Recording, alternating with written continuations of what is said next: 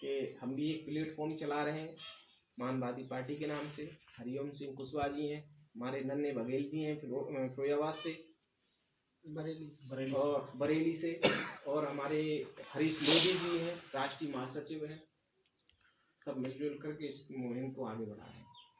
हमें मालूम है कि हमें तुरंत सफलता नहीं मिलेगी, लेकिन हम यदि ऐसे ही साथ लेके चलते रहेंगे तो हो सकता है एक दिन लोगों की समझ में आए, अपने लिए कुछ न कर जाएं लेकिन आने वाली पीढ़ी के लिए कुछ ऐसा दे जाएं तो वो उनका सिस्टम तो सही बना रहे हैं। क्योंकि मान लो हमारी 40-50 साल हो गई उम्र, 45 के हो गए मान लीजिए, तो हम तो एक्सपायरी डेट से बाहर हो गए। चलो अभी भी बेटे में चल रहे हैं, टीजीटी पीजीटी का पड़ा हुआ है मेरा, और 72,000 का मैं भी केस लड़ रहा हूँ 2011 से, ठीक है ना। तो मेरे कहने का मतलब ये है कि हम लोग फिरोजाबाद में एक ऐसा प्लेटफॉर्म बनाएं कि लोगों को लगे कि हाँ एक मानवादी पार्टी भी चल रही है। वैसे तो बीजेपी, सपा और बसपा का एक त्रिकोणीय श्रृंखला है, कांग्रेस भी है भाई, ये पुरानी पार्टियां हैं। आज वर्तमान में सबसे ज्यादा पैसे वाली और मजबूत पार्टी बीजेपी है भाई, वर्तमान में सबसे बड़ी है ना। लेकिन ताजे आंकड़े वॉशिंगटन डीसी के अंदर सबसे ज्यादा पूरे भारत के अंदर प्लस पूरे विश्व के अंदर सबसे ज्यादा भ्रष्ट पार्टी का अवार्ड भी बीजेपी को मिल चुका है। आप गूगल पे डाल लीजिए, वॉशिंगटन डीसी का एक CNN नाम का एक पत्र निकलती है, सबसे ज्यादा भ्रष्ट विश्व की पार्टी 4थे नंबर पर बन चुकी है बीजेपी। ये भी याद रखना। 70,000 करोड़ का प्रोजेक्ट हो गया है बीजेपी।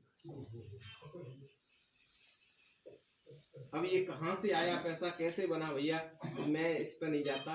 खैर उनका अपना एक विशेष वो है, वो किस तरीके से देश को चला रहे हैं। घोड़े को घुमाते रहते हैं कि कहीं भूल ना जाए चलना, रोटी जल ना जाए। इस तरीके से हमें राजनीति भी घूमती रहे तो ज्यादा बेस्ट अच्छी रहती है, और वो आम नागरिक के लिए हमेशा फायदेमंद होती है। मेरा अपना अनुभव तो ये है कि हम कभी भी एक लगातार जब सत्ता पर 10 साल 20 साल 25 साल तक चलती रहती है कोई भी सरकार है, तो वो निरंकुश हो जाती है, फिर जनता की वो नहीं सोचती है, कभी नहीं सोचती है। लगता है हमें कि ये हमारे हित के लिए सोच रही है, लेकिन ऐसा नहीं है। वो फिर अपना हित प्लस अपने लोगों का हित, और उनका एक एजेंडा होता है। सारे नेताओं का मोस्टली एक एजेंडा होता है कि जो आम गरीब पब्लिक है उसको ऐसे कामों में लगा दिया जाए वो आराम से व्यस्त रहे। जैसे धर्म का धंधा लगा दिया, अपने बच्चों को विदेश में पढ़ाएंगे, कहाँ जाएंगे, सब कैलिफोर्निया जाएंगे पढ़ने के लिए, अच्छी यूनिवर्सिटी है, हार्वर्ड यूनिवर्सिटी में पढ़ाएंगे। सारे जितने नेता हैं उनके बच्चे कहाँ पढ़ रहे हैं, हार्वर्ड यूनिवर्सिटी में। हमसे क्या कहते हैं, मंदिर में जाके घंटा बजाओ, कामर उठाओ, ऐसे काम करवाएंगे जहां हमारा समय बर्बाद होता है मोस्टली।